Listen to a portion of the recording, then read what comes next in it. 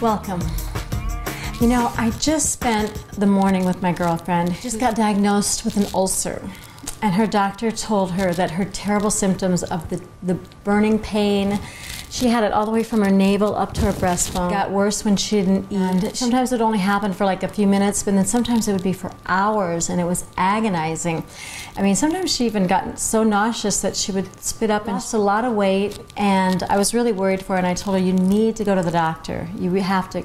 She went to the doctor, and he said, you have an ulcer. Now, an ulcer is like this sore inside it can be anywhere from your esophageal down to the jejunum in your intestinal tract, and it's actually an infection in the system. We used to think that it was stress-related or from spicy foods, but that wasn't really the cause. It was actually coming from a corkscrew bacterium called H. pylori.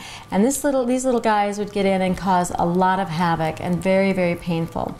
It would be set off by things such as if you smoked a lot, if you drank a lot, if you were under a severe stress. That's how my ulcer actually came about. And also if you didn't eat the right kind of foods, and sometimes even, like I said, spicy foods would set it off. Anyways, but he wanted to put her on some drugs and everything, and I went and she was asking me all about it, and I said, well, let's go check into it. We found out there were over 40 different diets alone, just specifically for ulcers, and there were over 100 drugs for ulcers. And in particular, there were antacids. A lot of people were taking these acid buffering drugs, or these NSAIDs. I said, well, why don't we start with your diet then? Let's see if there's some foods that'll help it. And there's a wonderful doctor, Dr. Catie from Stanford University, who found that he actually had better luck by using foods that were rich in vitamin U.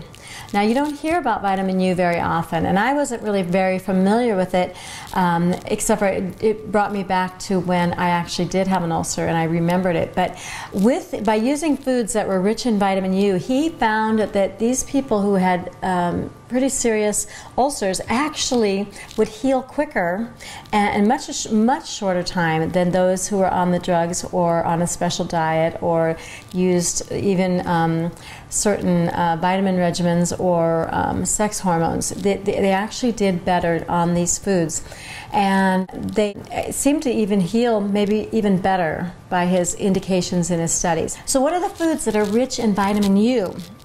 Well, we have things like cabbage. That's probably the biggest one, and that's what he used in his study, actually.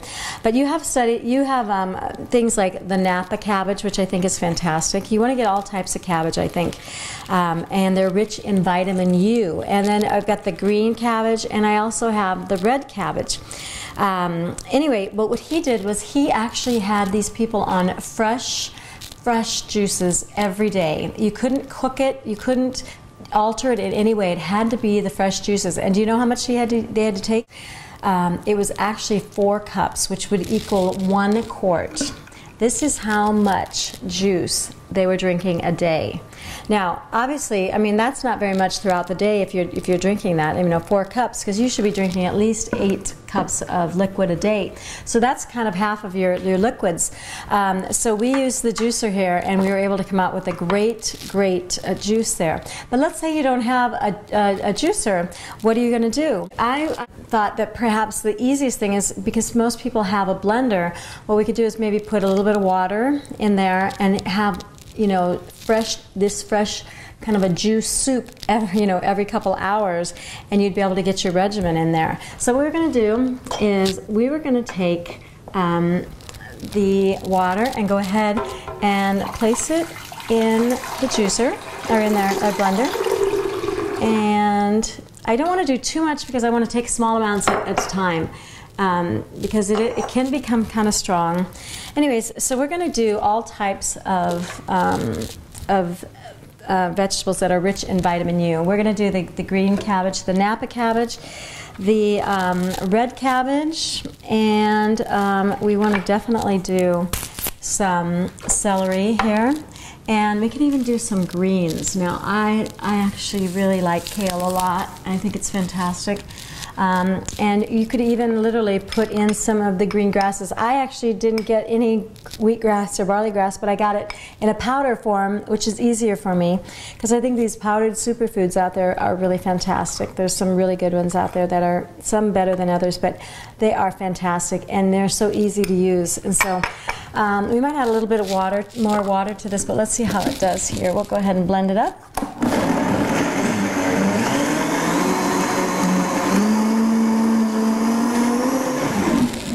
Now that blended really well, but we probably want to put in, I'm going to make it kind of like a, last time I made it kind of like a tortilla sauce, tortilla soup in a way.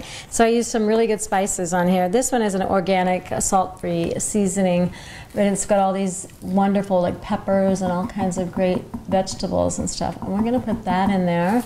I'm going to put a little bit of sea salt, and this is a great sea salt, by the way. It's fantastic. It's from Australia and right from the ocean. It's really great. I'm going to do a little bit more of that. And then we'll mix that up again.